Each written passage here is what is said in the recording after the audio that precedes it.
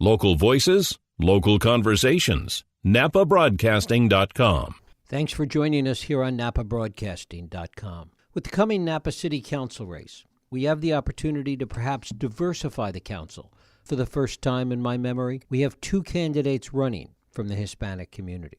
One of those candidates, Bernie Narvaez, brings something else, a wider worldview. While we hear from a lot of candidates about their life journey, all the way from one side of Napa to the other, Bernie has gotten out a bit more. How he came to Napa and his time in the Marines are all part of his compelling personal story. How that might actually translate, though, into serving the residents of the city of Napa is an open question. One we're going to try and answer today, as it is my pleasure to welcome Bernie Narvaez here to Napa Broadcasting. Bernie, thanks so much for coming in. Thank you very much for having me. It's a pleasure to be here. It's great to have you here. Talk a little bit, not about your story, because I know you've been talking a lot about that, and you can kind of weave it into this, but how does your own personal experience really give you a point of view that you think can help you in the job as a member of the City Council? Well, engaging with people, first of all, talking with our community members and having that voice translate into responsible decisions in our community. In my business as an insurance, own an insurance agency for the last 10 years, I get in front of a lot of people, hundreds of people during a week come in my office. And it's people that work in the field, that work in a restaurant, business owners from all economic levels, and I get a broad perspective in real time. So, and because I've earned the trust and loyalty of so many, they open up to me and I hear these issues. And how does that broader perspective help you? How do you think it might help you as a member of the council? Because when we make decisions, by the time I make the decision, I have to do my homework. I have to engage with people. I'm already doing that. And that's just going to help me be more informed before I decide on something that's going to affect people's lives. Mm-hmm. Talk a little bit about how important you think it is that there be Hispanic representation on the council. Well, first of all, we have a diverse community. It's not just Latinos. I was talking to somebody that came from Germany yesterday after the city council debate at Silos. But to answer your question more specifically, we have about 39 to 40% Hispanic population in Napa that don't have a voice, that often feel misunderstood. And traditionally, historically, Latinos have a understanding and don't trust government. So if we can have somebody they can relate to, they can talk to, they can understand at a more personal level, then we can get more engagement and get more trust. What do you think that lack of trust is about? There's barriers, just even if it's not intentional, I don't think it's intentional. It's just, language barriers, cultural barriers, just as human behavior, looking at someone that doesn't look like us often, for many people may prevent us from engaging with one another. So just those challenges, just kind of bring down the barrier a little bit. Talking about just the basic human interactions. But beyond that, I'm somebody that engages with everybody in the community, not just Latino community. It's easy for me to talk about that because that's how I grew up. That's who I am. That's my culture. That's my family. But I've gone outside of that and engaged with people outside, so I understand beyond the Latino needs and Latino perspectives in our community. You're running against an incumbent that's been in office for 12 years and another candidate who's been on the council before and running to be back on. What is it as a newcomer that you think you offer that they don't? Well, as a business owner for the last 10 years, there's challenges in our community with their business community that's trying to survive the changes in the retail market and the business market. It's the raising rents, and it's not just that, but it's the reduction in local shopping. How do we get our locals to shop downtown, to shop and go to smaller businesses? That's one of the things that I've been talking about is how do we really face the online marketing, the online shoppers, and help our small businesses. That's a challenge. And as somebody that has to recreate themselves, because I'm in the insurance business, that's a very competitive market. And I often have to recreate my business to still appeal to our customers, and we've done that successfully. The other part is diversity. It's not just being a Latino, but having a young family. I have a 9-month at home, another baby on the way, and just became a homeowner for the first time 1 year, and that was a lifelong challenge. I came here with my family for American Dream, and those struggles of poverty, homelessness, and just taking those opportunities to overcome those struggles, because it's this beautiful country that we live in, and overcome that. And there's families in our valley right now that are going through those challenges, and that's why I bring in a broader perspective, real life perspective. To what extent, though, does being on the city council allow you to address any of those things? I mean, from a Health and Human Services perspective, it really is a broader county issue. The city is certainly more involved with, streets and roads and land use issues and the like. How, as a member of the council, do you see an opportunity to address some of those more touchy-feely issues that you're talking about? Well, it's about going out to a community and having people engage, and doing it in a way that doesn't, again, people don't go to city council, don't go to these meetings because they're working, they're hustling every day to be able to pay for housing, and housing is the number one issue. And in my business, when I see people transitioning from renters to buyers, the zip code changes. They're leaving our community, right? And when people plan to their future, Napa's not part of it right now. So from the city council level and knowing the touchy-feely issues, it's really about what's happening in our community, how people's lives are being affected. People are leaving our community for recreational services. We can improve our parks for our families and young families, and people that are working here are commuting here and spending your money outside our community. So we're losing our sense of community. But certainly people commute from everywhere. I mean, I've been discussing this with all the candidates. People commute from everywhere. Not everybody is able to live where they work. If you work in Ross or you work in Beverly Hills or whatever it is, you can't always afford to live where you work. That's a common problem.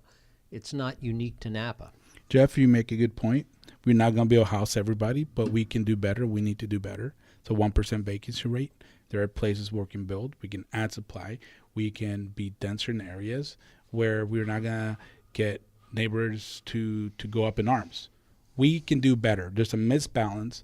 We're not focusing on the needs of our residents. We're not listening to our residents. We're not engaging with our residents. We're not going out to a community and finding, what do you need?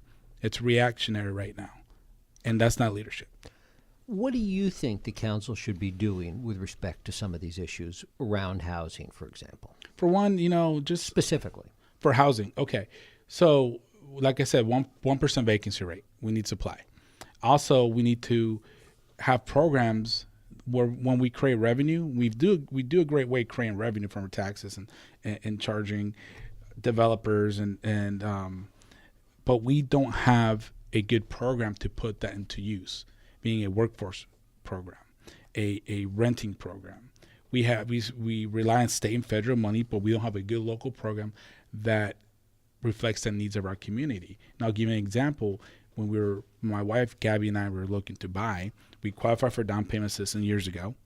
We got qualified for a mortgage, but it wasn't enough purchasing power to buy a Napa. So we qualified for one program, but we couldn't buy a Napa. So we waited, right, and then we were able to qualify to buy a Napa, but we didn't qualify for down payment assistance, right? So it's not consistent. Then the what's being offered and what we need are not consistent. So we need to create those programs that are consistent with the needs of our community based on the rising cost of living here. We can help people move into rental spaces, right? If they can make the monthly payment, but the first and last and security, sometimes that helps people from moving in our community and leave. That they're taking their kids and they're commuting back in. And then when they're ready to buy, what's the next step to become a homeowner? The down payment assistance is not enough. It's too restricted. It does not reflect the needs of our community. And also, the waiting list for Section 8 is closed. and the people that are able to afford out have nowhere to go. There's real issues, a real fear in our community when it comes to shelter. Are those policies, though, that you think the city council can have an impact on? Absolutely.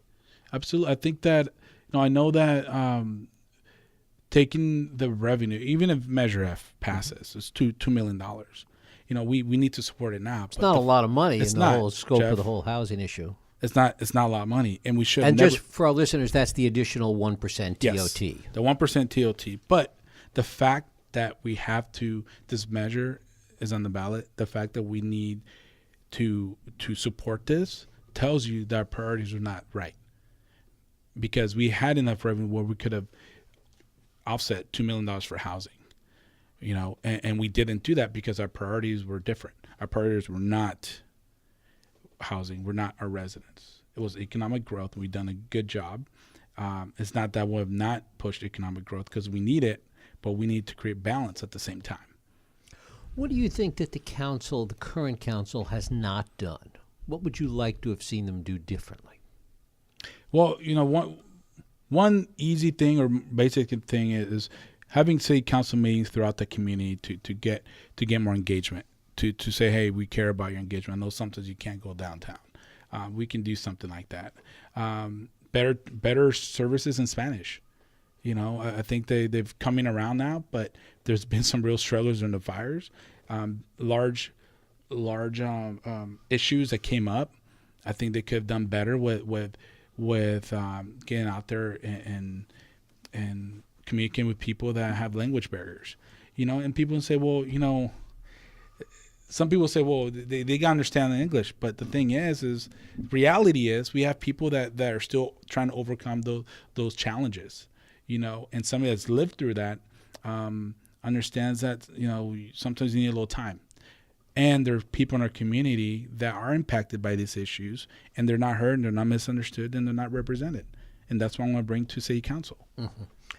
Well, you were talking a little bit about housing and the 1% vacancy rate, the rental stock. What are your thoughts about Proposition 10, the rent control measure? Supply is an issue, not rent control. I think before we talk about rent control, we address the issues that we have first, and that's adding supply. We add supply, we can go dense, we look at zoning, and we establish a better relationship with developers to build in ways that we can house the people that want to live here. And like you said earlier, we can't house everybody. We can't expect to solve this problem, but we can mitigate and be better. So it's too soon for 10. And I think that what we have is having the state regulate it is what we need to say, because we're in this mess because we did not prioritize the needs of our community. It's high demand, short supply. It's causing the rents to go up. We're not in this mess alone. This is a regional problem. I mean, the entire Bay Area is struggling with this. You're right. It is a regional problem, but as an elected at the city level, I'm gonna do the best I can to be a good example at the city level for the regional cities, and that's about investing in our community. Our growth needs to go back. Part of our growth needs to go back to our community. And have you looked at any best practices in any other cities around the Bay Area that are addressing similar problems and things that perhaps they've done that we might learn from? Yeah, when I talk to developers, they've shared with me how other cities welcome them. Say, hey, we want you to build here. We want you to do this in a timely way, and we're going to walk with you the whole process to make sure we do this successfully. You don't waste your money, and doesn't take more time than is needed. And they go there instead of here.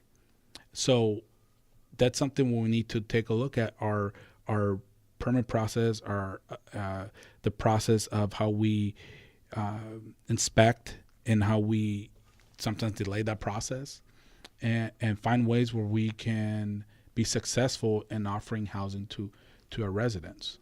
You mentioned, before we went on the air, you mentioned that you were at a forum last night, and the issue of homelessness came up a couple of times. Do you think that that's a problem in Napa? And if so, is it something the city council needs to address, law enforcement needs to address? Does it fall under the rubric of the county? What are your thoughts about that? Yes, we all need to come together, police, county, and city. This issue doesn't just affect the city, it affects the county and the resources on not just the police, but the fire department. The fire department gets calls to people that are not living in healthy environments. And there's different levels of homelessness. Somebody that has been homeless, our issue was economic. Others are mental health, substance abuse. And, I was talking to somebody at the farm last night that was homeless, was headed to a shelter afterwards. And, she was there not because of mental illness or substance abuse. It was economic reasons. And we need to be more efficient in how we find out the different needs of for the reason of how you're homeless differently. Mm-hmm. So how do we help somebody with mental illness, with substance abuse, and somebody that needs to get back into a job, to find a job? So that's where we can be better. And sometimes housing them together is not the best idea. And I've talked to people that was trying to get to a job, trying to get back into a workforce, and they're with people with substance abuse, and that may not be the best practice to do that, because they have different needs. But doesn't that really fall under the auspices of Health and Human Services in the county? I mean, there's really not a whole lot that the city can do in that regard. Well, the thing is we need to work together. I mean, there's homelessness within our city. They're by the river. They're in our parks. There was a fire not too far from here. From what I understand, what's caused by people that are homeless, and it affects the city. It affects the county, and affects police and fire resources. So we all have to work together. I'm not just gonna, stand aside. If the county says, we need more help from the city to address this, then we want to work together. You've been out there. I know you've been working hard in this campaign and knocking on a lot of doors, talking to a lot of people. What are you hearing from people out there? And what are you hearing that surprises you sometimes? So, several things. The first one is when I talk to parents, almost all of them tell me my kid can't afford to live here. When they plan the future, Napa's not part of it. So how do we create opportunities and be fiscally responsible and create opportunities for people to live in Napa? And when I say you plan your future, I want Napa to be part of it. It's how do we do that? And it starts with housing. It starts with adding supply and creating a pathway to home ownership. So when you start as a renter, you come back from college, you start your first job, and eventually in 5 years or 6 years, you want to be a homeowner. You want to try and connect the dots to your future to become a homeowner and create that pathway and be able to rent, be able to have programs in place. Say, if I do this, and that, then I have a way to be a homeowner. Because, I'll give you an example. When Gabby and I were buying, we got outbidded many times, but the VA loan helped me get the home loan. But not everybody has those resources that benefit, and we need to help people with those opportunities to be able to buy. Mm-hmm. And we can do that by creating those programs with the revenue from our growth. What's the point of having economic growth, of building hotels and, have this 14% growth of TOT that they're expected to have if we don't reinvest in our community and help the people that make that growth happen? Well, one of the things there's certainly a lot of talk about investing in is a new city hall downtown, new police facilities. So talk to me about your thoughts about where we are in that process, in your view. Well, I know that workers deserve a safe place to work, and we're spending a lot of money and maintaining it and leasing it. So consolidating resources, having a lower footprint to relieve areas where we can build housing is important. But I am hearing a lot of grumbling, and from people I'm talking, maybe because it's hard to understand a very complex project. We have a new city manager, Steve Potter. He needs to take a look at this. I want to hear his opinion.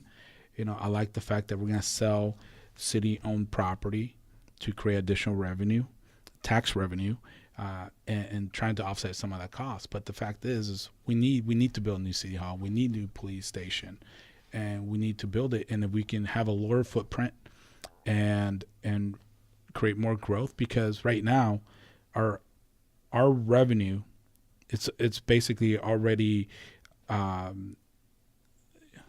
marked for what we're already spending it, right? We need additional funding. We need creative ways to pay for a city hall. So selling a super block is a good idea.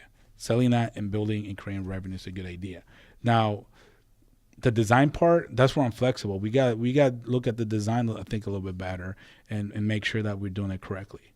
I know people are saying, some people have mentioned, have the police department somewhere else. But that's taking land from potential housing areas. So that's where I'm concerned. Can we have it in the same place? Some leadership have said, yes, it's a good place to have police and other workers of the city work together in the same building. They see it as a good thing. You talked a lot about housing. Had you been on the council, how would you have looked at the Napa Oaks project? We need housing all levels, and this is a hard one for me because, the neighbors didn't like it, but I went up there, I looked at it. I saw that originally years ago they wanted to do a lot more, and if we could have gone denser, and I don't think if we could have gone denser and done affordable housing up there, because it would have been too much of an impact. I thought that the proposal was a good compromise of size, and from a personal perspective, when I was buying a home, we were being outbidded from a lot of people, and it was frustrating. So I think that we need housing all levels, in that to help people move up from other property and have that be open, because property right now is moving. It's being sold within 3 months, so it's adding supply and making sure we have a good balanced housing stock from all levels. We need affordable housing. We need housing for the middle class, and we need housing for the higher class. And I thought that was a reasonable project, but it wasn't supported by the community. A lot of people were up in arms, and that's important to listen to. Even though I like the project, I still have to listen to a community, and engage with them. And I did reach out to a lot of people, and for me it was 50-50 of who supported and who didn't. And how would you have come down on it if you were on the council? The way it was proposed, and with my engagement, I will probably been for it. Because now the only thing I would ask is for a second egress. I would like to see a second egress. Even though they said it was wide enough, I still would like the second egress on that proposal. Talk a little bit about the hotels and the approval of hotels and this process. Some people have called for a moratorium. There are a number of projects that have been approved already, some more that are working their way through the system. Your feelings about approval of hotels, more hotels? Well, the reason we're approving hotels is because we don't have enough growth with sales tax and property tax. Property tax is the number one tax revenue source for the city, but the growth is up 4%, and so is sales.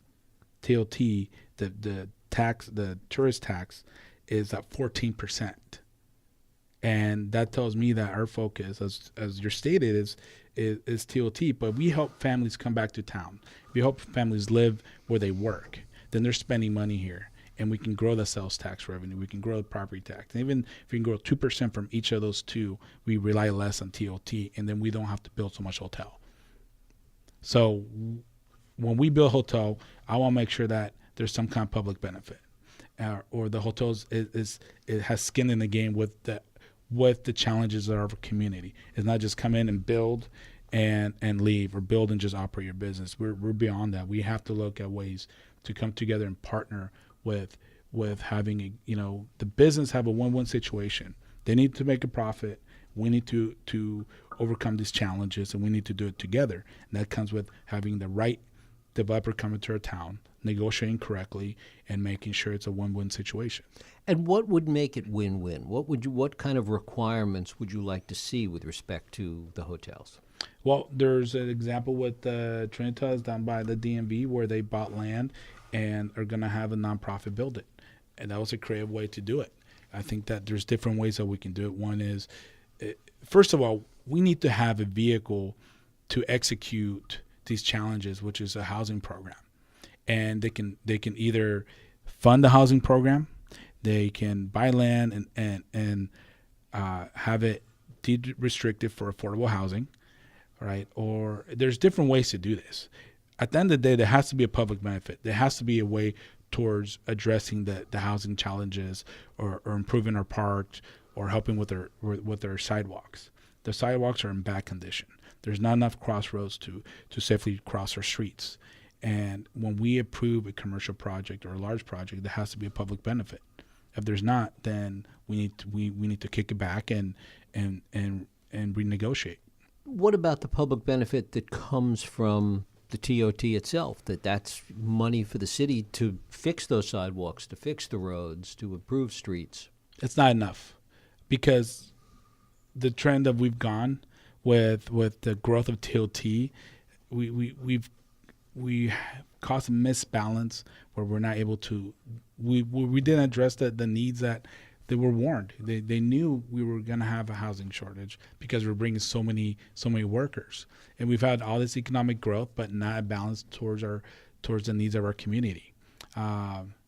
So what we need to do is again making sure from this point forward, any projects is negotiated to make sure that they're incentivized to come in, and we have a win too. Because we're running out of land. We have very few land to build, and at some point we have to redevelop. And with the new general plan, we have to look at zoning and how we're going to build and how we're going to set up the next generation for success. You read my mind, because I was going to ask you next about the new general plan. If you were on the council, you would be very much a part of the beginning of that new general plan process. What do you think some of the things are that general plan needs to look at that have not been part of the current general plan? Zoning, density, height for residential units. We got to look at where the city can take a lead in addressing the housing shortage. And there's areas that we can build. And we're talking about 20 and 40 years that we're really setting this up. My daughter's 9 months. When we're looking for a next general plan update, she's going to be 20 years old.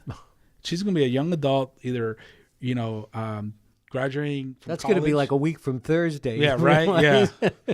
Yeah. Graduating from college, looking to enter the workforce and finding a place to live, ready to venture into the world as an adult. And I want to make sure I do what I can to create an environment where she can succeed. Her and my daughter's date to be born is November 2nd. So very excited about that. But going back to the general plan, we got to look at ways to address the challenge that we have now. We know it's housing, we know streets, we know sidewalks, but really is how we're gonna address the needs of our community, and when it comes to shelter and diversity and acceptance. And we do that with housing. It's interesting because, in a way, it's a crystal ball process. I mean, one of the things, certainly as we talked about, this is a problem throughout the Bay Area right now.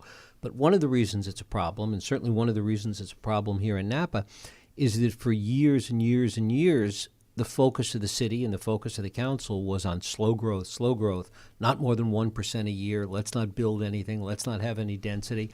And that, in part, got us to where we are today. Yeah, so we did dig ourselves in a hole. I mean, because we wanted economic growth, but then we wanted slow growth on how many people we would allow to live here. We can't have it both ways. If we're going to add jobs, if we're going to have economic growth, we also need to add housing opportunities for people that are going to work here. We can't just say you're going to work here but not live in my community. I mean, that sends the wrong message. To say and I know that not everybody wants to live here, and I know not everybody's going to live here, but to not focus on one part of it, which is housing people here and creating all these jobs and this economic growth. It's almost like we want you to work here, but we don't want you to live here. That's sending the wrong message. And I'm not saying it was intentional, but that was the result of what's going on. What is your sense of, change the subject a little bit, of the political tone in the community? One of the things that we've seen, certainly one of the things that we see every day nationally, is the degree to which people are divided. There's a lot of anxiety, a lot of free-floating angst that are part of the political debate today. And arguably, little by little, that seems to be filtering down to an area that was kind of immune from it for a long time, and that's local politics. And I suppose we saw the best example of that with the Measure C campaign here recently that got pretty contentious, to say the least. What do you see in terms of the political tone here as it sort of reflects some of the trends that are going on in the state and more specifically the rest of the country? Well, first of all, this is why it's important to elect somebody that person understands this issue. Growing up as somebody that came in from Mexico, I've faced racism, I've faced hatred, I've faced so many different things. I mean, I've got, I got scars on the back of my head from rocks, and I've dealt with this with anger, as a young kid, getting in the fight and realized that's not the best way to approach this, and I learned quickly that when there is issues like this, when people are divided, you need to engage with the other side. You need to talk and open up the communication as much as you can. Because, for example, when somebody looks at me and judges me, instead of getting mad and fighting back, what I do is I engage and prove them wrong. And then you can build a relationship. You can at least start a conversation. That's what we can do in our community. Speaking national politics, and what that means to our community is, we're all in this together in Napa, regardless of who you are, what you believe in, and where you're from. We need to work together. I don't care, where you're from and who you are. If you want to make a positive impact, let's work together. And even if we disagree on how we can do that, we need to start talking, even if we don't agree. And I make it a point to reach the people the ones I disagree with, because I want to see their perspective. Do you get asked about this when you're knocking on doors and talking to people? I know some of the candidates have talked about this, that they get asked, you're a Republican or a Democrat, who you're for, who you're against. Do you get asked that? And if so, how do you answer it? For me I do get asked that once in a while, and I'm independent. I don't go with the party, because my focus and the reason I'm running is because of the lack of representation in the Latino community. That's what got me started 4 years ago. Alfredo Pedrosa, deservingly got promoted to Board of Supervisors by the governor, but that left the void at the city level. The first Latino elected. And, that got me interested. I'm like, okay, are we going to be able to fill that seat with somebody that can represent the community? And we didn't. And I was one of the ones that applied for a vacancy, because I saw that only 2 other people from our Latino community applied. And I thought we would have a better shot to keep that representation, and we didn't. So instead of complaining, I wanted to be part of the solution. That was my first time in the city hall at the podium and talking. That was 4 years ago. And since then, I've been working very hard to get ready for this moment. So have you gone to a lot of city council meetings over the past several years? I have. I've done, and not just that, I've done Citizen Academy to get a real good look at what the city means, the different departments and what they do. Leadership Napa Valley. I've gotten involved with veteran organizations and the Napa County Hispanic Chamber. I've gone to chamber events, and I've gone to different organizations and different events to get broader perspective. I'm not going to say no to one event because I may disagree with them. I want the whole perspective. I want I want to understand the diverse community that we live in, especially the ones that may not understand. It's about learning. A leader is it's somebody that's going to continue to learn and understand our environment, our community, and as we tackle one issue, another one's going to come up, and we need to be able to know how to engage and accept others and understand their perspectives. Are there issues that concern you, things that you think about that people are not talking about yet, things that maybe haven't bubbled to the surface? Yeah, the teenagers. I've talked at schools, and teenagers are frustrated because they don't feel like they're being listened to and catered to in our community. Coming from Parks and Rec, I learned that's important to engage in our youth and have families play together and go outside. Growing up in poverty, there wasn't too much for me to do after school. I did some sports, but when I couldn't do sports, there was a teen center. That teen center allowed me to engage with my peers in a safe place. It allows to take internships and go on field trips and be in a constructive environment. And if we don't provide that to our families and teenagers, they're either going to stay inside, be on the computer and the phone, video games, or something worse. So we need to provide, a safe environment. We have a great opportunity with Kennedy Park. We've been talking about the master plan for years, and there's opportunities there to develop that into something that the community can accept and be part of it, and help our families that are active. What would you sports. like to see there? What would you like Rec to see center, changed? a teen center, a maybe even an indoor pool, and multi-use fields. I mean, that was part of the master plan, but we can do more. I mean, you talk to people, the John Coates and other people at this Parks and Rec. They'll tell you what I think about what we need. I've been very vocal with them. We need, And yet the reality is, I mean, those are all cool things. But the reality is that if you look at the changing demographics of Napa, it's getting older and older and older. I mean, you hear the bemoaning from NVUSD that enrollment is down and doesn't seem to be going in any other direction. But if we're going to tackle housing, we're going to bring in families back in. If we have all these homes in the pipeline, if we're going to bring families in, we're not just going to attract the retirement community. We do have an aging population that we have to care for and making sure that they have a safe city to live in. But, as time goes on, we are going to have families and coming back and kids, and we need to provide more things for them to do. We can do better than that. That's one thing that other people haven't. Actually, now they're starting to talk about it. I brought up splash pads in parks, little areas where there's little water features, and I've talked to lots of moms, lots of parents, and they're frustrated because there's not enough for their kids to do here. They go out of town for recreational activities. They go to the beach, to Waterworld, to other parks. I have family in Brentwood, and Brentwood has a really good aquatic complex, and they have parks that have little water features.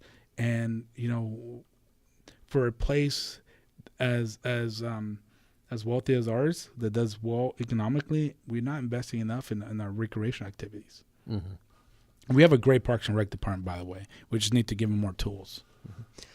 Talk a little bit about how you see yourself different than the other candidates, the other potential members of the council.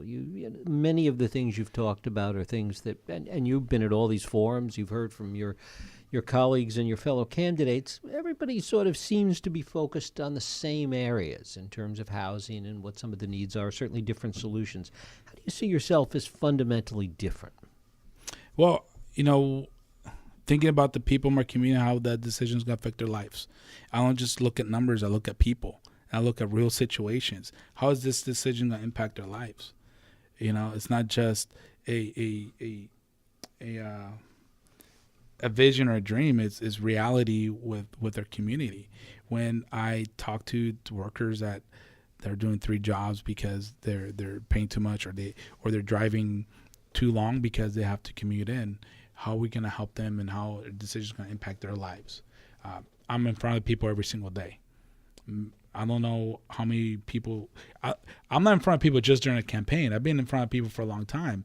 I've been engaging with my community for a very long time, and people from all economic levels. And every time I'm going to make a decision, I picture them and I ask them, and they tell me a lot of times willingly. They tell me how much they're struggling, or where they're doing good, or how hard it is to hire, or how our political environment right now is creating fear and anxiety in our community, and some people don't want to come and work in our community, and they're having trouble. So my perspective is my engagement with people on a personal level and how they're going to be impacted with decisions that I make. This is your first political campaign. Are you having fun? I'm having fun. Talk about your feeling about the process. Well, first of all, I'm very fortunate to have a wonderful partner in life. My wife, Gabby, I call her a superhero. She's a warrior. Not only is she stepping in when I'm out raising, my daughter, thank God for Snapchat, because she sends me so many things while I'm out, campaigning, and it's hard sometimes on on the family, but we made a commitment, and she 100% supports it. And she's 31 weeks pregnant too. I mean, it's almost as if she's running the campaign, because, I couldn't do this without her. My parents, my family, my friends, and everybody that supported me is making this, making it a reality for me to be able to do this. So I'm having fun. I'm enjoying the challenges and learning, engaging with the broader community. And, it's just an honor to be able to engage in this opportunity, because the way I grew up, I've never thought myself to be in this position. I was the kid with the torn shoes and a raggedy shirt, and never thought I'd be a homeowner or a business owner. But it's a testament to the country that we live in, the opportunities. It's not a perfect country, but it's definitely a beautiful country with opportunities, and Napa is a reflection of that. Napa has been good to my family and to me. This is where my wife was born and raised here. I met her here. I started my business here. My daughter was born here. Became a homeowner here. So I'm very thankful for being in Napa and what it has given to me. And I just want to give back. And I want to make sure that the doors that were open for me stay open behind me. Bernie, I thank you so much for coming in and sharing with us. Thank you so much. Thank you. Thanks for listening to NAPAbroadcasting.com.